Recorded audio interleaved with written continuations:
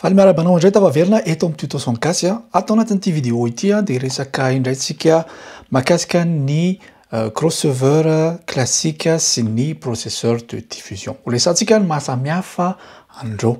Ireo fitaovana anankiroa ireo dia tena isan'ny essentiel mihitsy ao anatin'ny système audio kanefa samihafa mihitsy ny fonctionny. Ho jerevantsika zany atao anatin'ity vidéo ity dia arao hatramin'ny farany.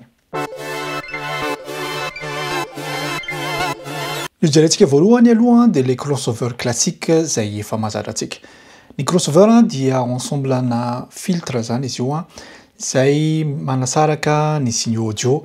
Zany hoe misy an'le signal full range zay vao mivoaka avy any amin'ny console-nao iny dia iny no makao amin'le crossover dia le crossover no mizara azy arakaraky ilay réglage anaovanao anazy mizara ny fréquence grave makany amina sortie anankiray. Ohatra hoe makany amin'ny sub ny fréquence médium ary ny fréquence aiguë. Raha toa ka 3 voix no resantsika fa misy karazany koa ny filtre crossover dia misy izy 2 voix araky ny fahafantatrao. Tsika malagasy moa dia miantso azy hoe filtre actif nefa ny tena anarany dia crossover. Misy karazana anankiroa ny crossover dia misy ny active dia misy ny passive.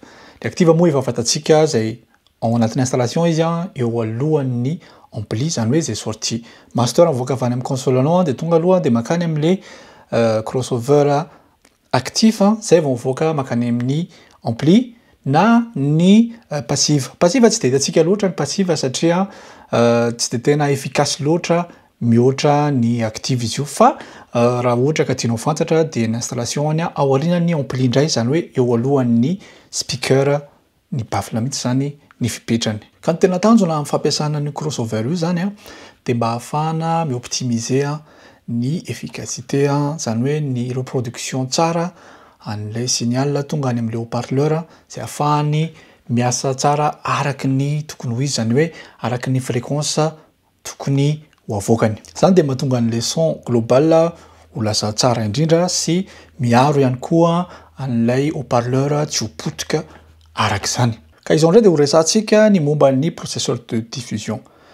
Mifanohatra kely amin'ny lay crossover zay se concentrer fotsiny amin'ny séparation na fréquence dia ny processeur de diffusion indray dia appareil numérique izy io zay manambatra fonction PDB. Arakaraky le modèle moa zany mazava ho azy sy ny option ao anatiny fa izy dia manambatra module na traitement PDB zay ao anatiny ao misy EQ ao mety misy limiteur ao mety misy compresseur ao mety ahitana ihany koa délai mety ho hita ihany koa araka zany lay filtre crossover ihany koa. Ka ny anjara asan'ny processeur de diffusion dia manatsara tanteraka ny traitement audio ray manontolo. Izy zany no mampifandray ny sortie avy any amin'ny console dia mizara an'izany any amin'ny karazana enceinte rehetra fa sady asiny ny traitement les sons ahafahana mahazo an'izay traitement farak'izay tsara indrindra zany ao anatin'izay. Ny processeur de diffusion araky ny mahafitaovana numérique azy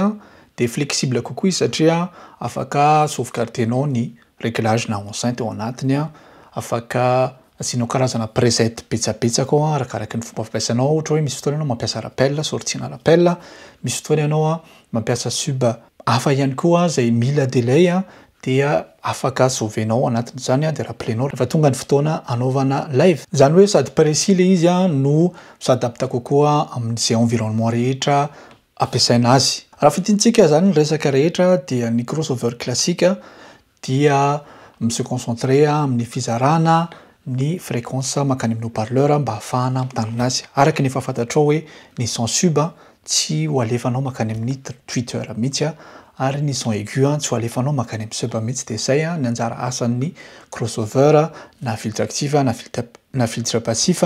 Kanefa ny processeur de diffusion dia tena manao traitement amin'ny fanatsarana tanteraka ny signal audio mihitsy sy afaka asianao amélioration amin'ny alalana EQ amin'ny alalana limiteur ihany koa ahafahana mitandrina ny hauteur farany ambony an'ilay son. Ireo fitaovana anankiroa ireo dia afaka miara-miasa en série mba ahafahana mahazo résultat farak'izay tsara indrindra fa mila fantatrao hoe inona marina ny asa ataon'izy ireo tsirairay avy. Ka dia misaotra anao na araka ny vidéo hatramin'ny farany raha toka misy fantaniana manitikitika anareo dia afaka mametraka an'izany ao amin'ny commentaire isika dia azadio ihany koa ny mizarana zany amin'ny namantsika sy ny misabone mba hafahana mampiroborobo ny t-shirt sady mba manampy ahy ihany koa zany ao anatin'ny fizarana mba mampirisika hatrany hatrany. Ametraka ny veloma mandra-piona amintsika rehetra indray.